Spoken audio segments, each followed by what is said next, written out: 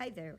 My name's Mary, and I'm coming to you from the children's room at the Portland Public Library in Portland, Maine. And now we're going to continue reading Rules by Cynthia Lord. It was published in 2006 by Scholastic Press. Sometimes people don't answer because they didn't hear you. Other times, it's because they don't want to hear you.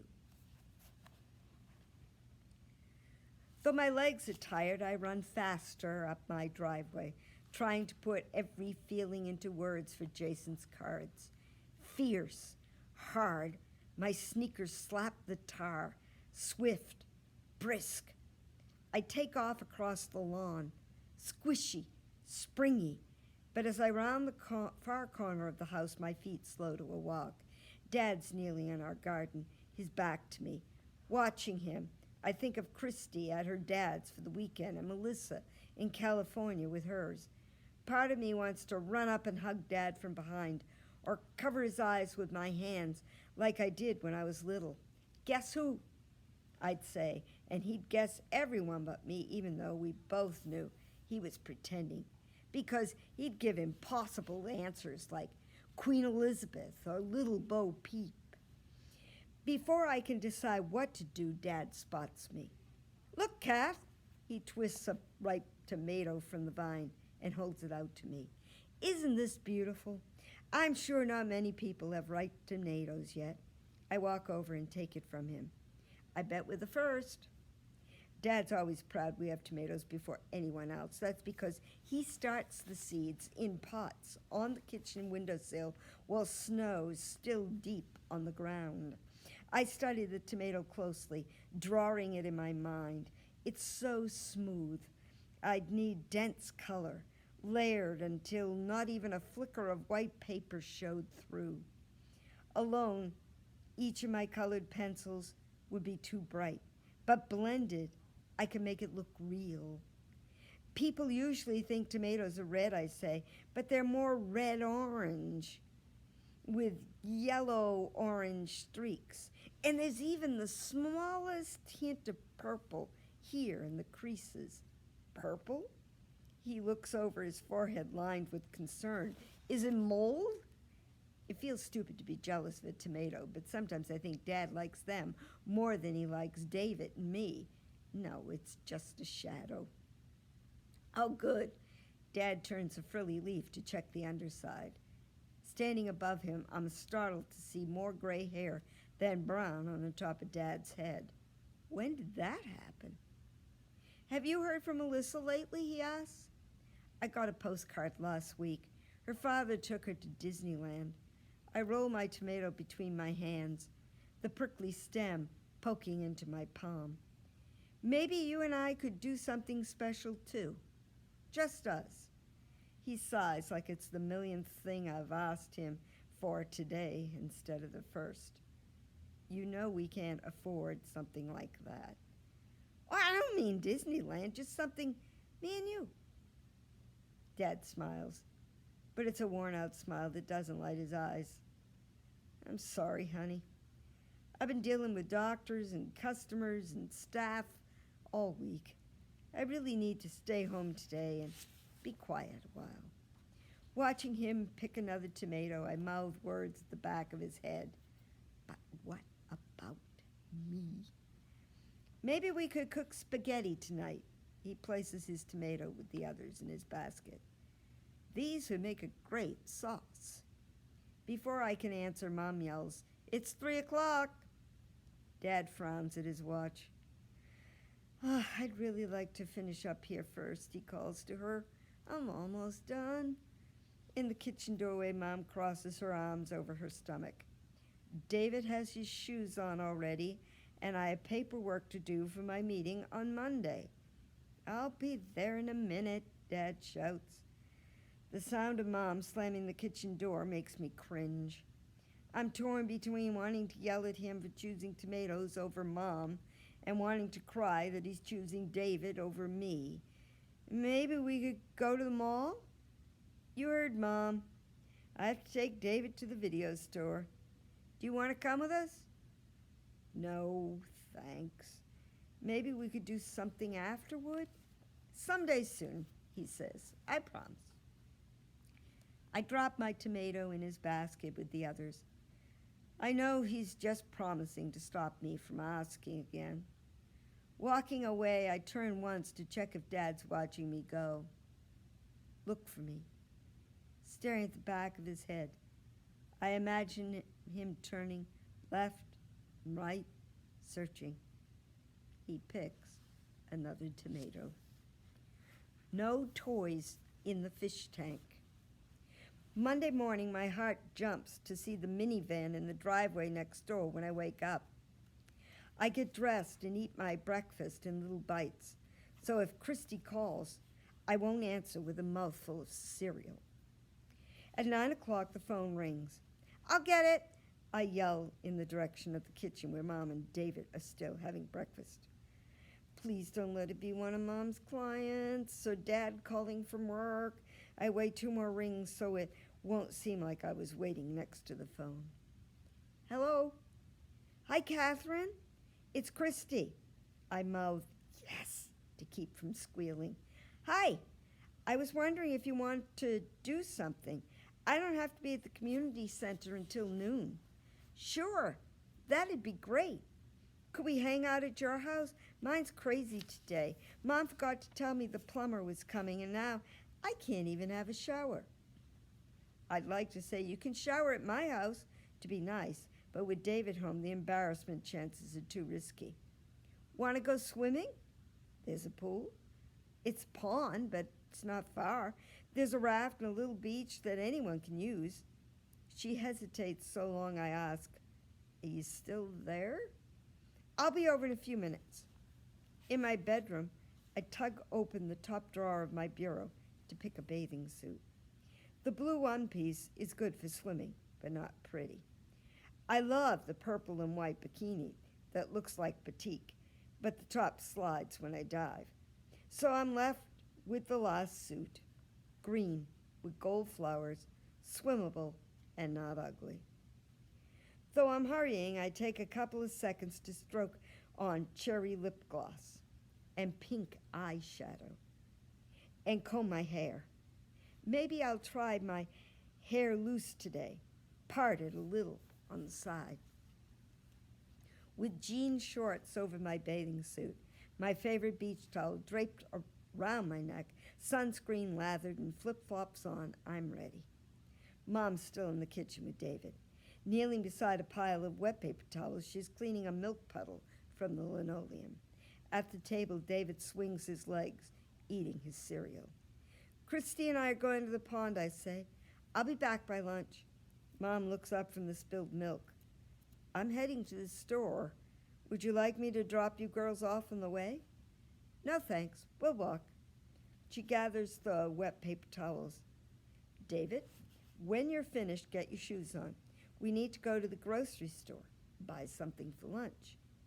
He looks up from his bowl of cereal at the table. Milk drops, clinging to his chin. And a video? Okay, but just this time. David bolts from his seat, pushing past me to drop his bowl in the sink. Watch out, Frog, he cries, bits of cereal splashing on the counter. Say, excuse me, Catherine. When he doesn't say it, Mom gets up to block the doorway. Excuse me, Catherine, she repeats, looking over her glasses at David. The doorbell rings. See you later. I squeeze past David and under Mom's arm. Though my name's part of the conversation, it's got nothing to do with me. I race down the hallway to the front door, but as soon as I see Christy, I wish I'd picked the purple and white bikini.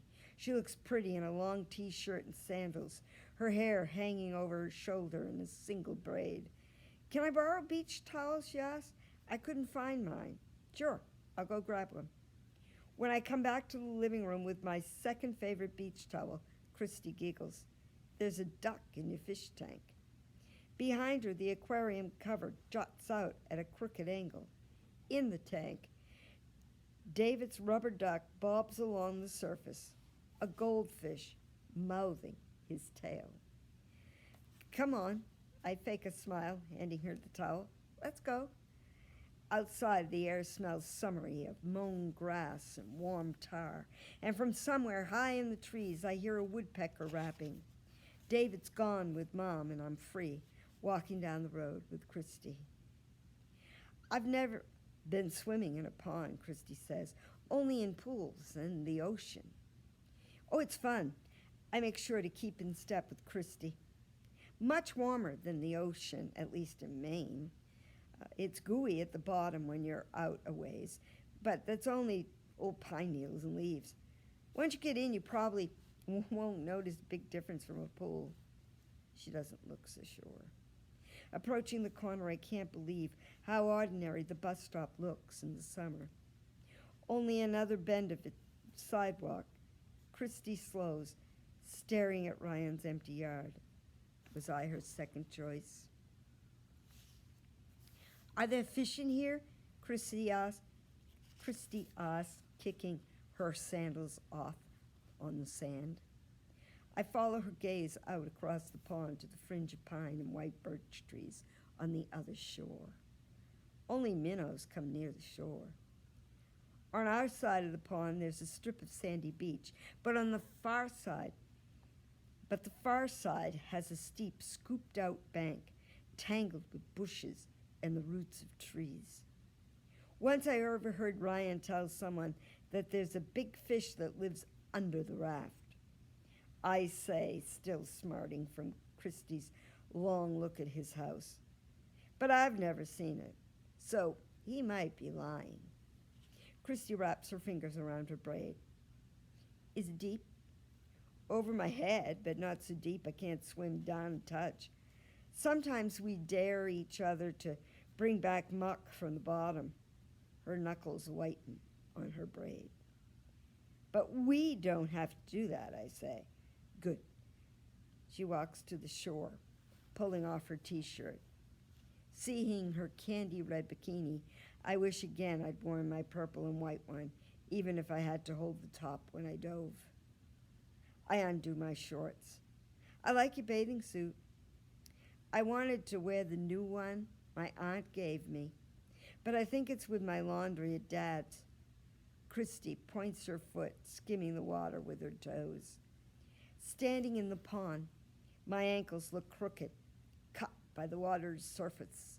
I study the waterline's ripple of distortion, wanting to capture it in my sketchbook.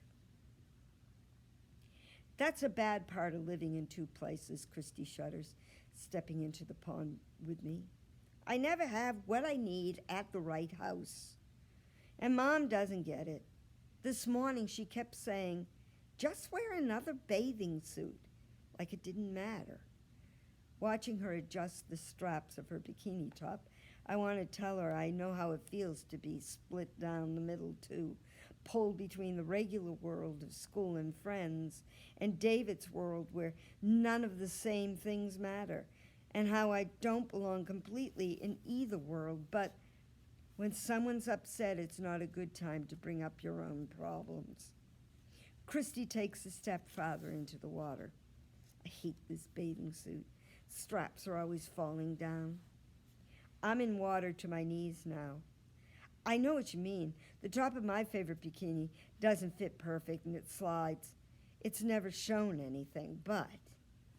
Christy smiles. I had a bathing suit like that once. It drove me crazy. Stepping deeper, the cold tingles my thighs. I rub the goosebumps on my arms. It's always chilly at first, but you'll get used to it, I promise. Catherine, I'm sorry about the other day with the gum. I turn, but she's not looking at me. Chin down, Christy skims her fingertips across the surface of the water. David doesn't get jokes sometimes. The water feels warmer on my legs, and I take another step. Ryan didn't mean to upset him. He told me so. He didn't mean to upset you. The tiny waves created from Christy's hands moving the water make a freezing tickle on my stomach. He said, the bottom gets gooey here. I say to change the subject. If you dive in now, you don't have to feel it. Plunging forward, my chest and shoulders scream with the shock of cold. I go under, breaststroking, kicking hard until my lungs ache and I can't stay under 1 second more. Breaking the surface, my hair is plastered to my face. I tread water, pushing it away. Christy stands in the shallows, her hands tracing across the pond's surface. Come on, I say, it's not bad once you get in. She takes a step. Are you kidding? It's freezing. Not once you get used to it. I'll meet you at the raft. I love swimming in water over my head. Cold emptiness under my feet. Those sudden warm spots or icy underwater springs. Almost to the raft, I flip to my back and give in to the lightness of floating. Held by the water, I watch the blue sky waiting for Christy to catch up. This is what I wished for, a next-door friend I could just come and go with. She's out of breath when she reaches me. At the ladder, I grip the sides and swing my feet up to the bottom rung. Water showers off me as I climb. About that big fish, Christy says, swimming closer. What kind is it? The air makes me shiver. I sit on the raft and wrap my arms around my knees. It's probably just an eel. Her eyes widen. I mean, it's probably not an eel, just a fish that looks like an eel. Christy scrambles up the ladder. Yuck! I tuck my soaked hair behind my ears, wishing I'd brought my hairband. I know without asking, Christy won't want to touch the bottom. She doesn't even seem to like the top of the water much. Maybe we can lay out in the sun. We lie on our stomachs, and I peek between the slats to the darkness below. The slight rocking of the raft, the slosh of little waves slapping the boards beneath, and the sun drying my back makes me yawn. I have to find my other suit. I look over to Christy, fixing her shoulder straps. But if it's not at Dad's, I don't know where it is. She lays her chin on her arm. I wish Mom wouldn't give up so easy. It's not like he had an affair. Maybe they're just taking a break for a little while. Maybe, Christy sighs. Do you really think there really is a fish down there? The sadness in her voice makes me want to give her something, even if it's only pretend. What if he is down there? I say. But he's magic, like in that fairy tale, The Fisherman and His Wife. Christy squeezes the end of her braid, drops of water falling off the tip, beating onto the raft. I don't know that story. This guy catches a big fish, except the fish says he's really a prince under a spell. The man lets the fish go, but his wife sends him back to get a wish granted. I'd scream if a fish started talking to me. Me too. But what would you wish? I'd wish my parents would get back together and be happy. She turns to me, her eyes worried. Do you think that's 2 wishes or 1? 1. Your turn. What's your wish? I look down between the raft boards and imagine my always wish, my fingers reaching through the perfect top of David's head, finding the broken places in his brain, turning knobs or flipping switches, all his autism wiped clean. But saying that wish brings trouble. All people have a place, my 3rd grade teacher said firmly when I drew a pretend older brother in the My Family picture to be put out in the hallway for open house. I tried to tell her it was still David, but I wanted him to be able to play with me. And since I was fixing things, I made him older so he could stick up for me.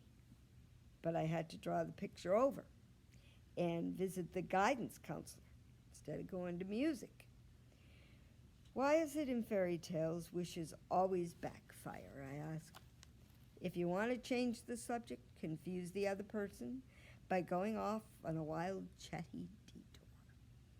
Like in The Fisherman and His Wife, I continue. The fisherman's wife keeps wanting bigger things, and by the end of the story, "Hey!"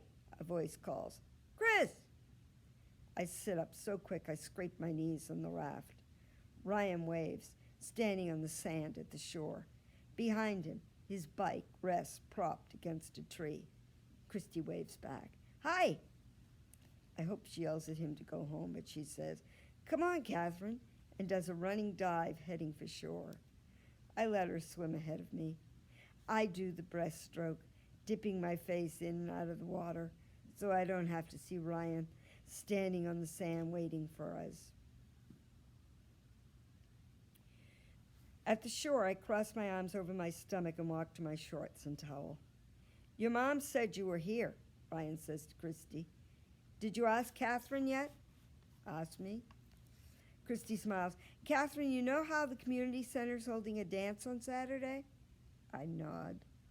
"They asked me to help decorate, and I was hoping I could help you decorate," I say, grabbing my towel off the sand. I'm good at making posters. "Actually, I was hoping you'd like to go." Christy glances at Ryan. "Me and Ryan and you and somebody. It'll be so much fun. Please say yes." I wrap my towel around me tight as I can. I don't know anyone to ask. "Ask Jason," Christy says. "That boy you drew. This is your chance to ask him out." I open my mouth, but Ryan's smirk makes me close it. But that's not the only reason I don't tell. I don't dance. I slide my feet into my flip-flops. "I'll teach you," Christy says. "My dad works late a lot, so I don't think I could get a ride. My mom can drop us off and pick us up." On the walk home, Christy has an answer for every one of my camps. She'll even loan me clothes and do my hair. "Ask him," she says. By the time she's heading up her driveway, Christy's cornered me into a stuttered, "I'll think about it." In my room, I peel off my damp bathing suit, put on the first shorts I pull from my bureau, an old shirt, and shorts that don't match. I comb wet snarls from my hair and watch Christy's minivan backing out of their driveway. Did Christy call me because she can't go to the dance with Ryan unless I go too? The minivan disappears from view. I turn to my bulletin board and the postcard from Disneyland tacked on the top. I wish it wasn't so expensive to call California. I want to tell Melissa everything and hear her say, "It's okay, Catherine." But it'd take too long to explain. And maybe she'd be mad I cared so much about Christy being my friend. In my sketchbook, I try to draw my ankles distorted by pond water. But they don't look warped and interesting. They look broken. I write words in the white space beside the sketch. But after pond and icy, the only ones that'll come are guilty, complicated, hidden, and weak. I close my sketchbook. And that's where we will finish reading today. We are reading Rules by Cynthia Lord. The book was published in 2006 and was published by Scholastic Press. And I'm glad you joined us today, and we'll continue reading the book. For now, this is Mary from the Children's Room at the Portland Public Library in Portland, Maine. And until next time, bye-bye.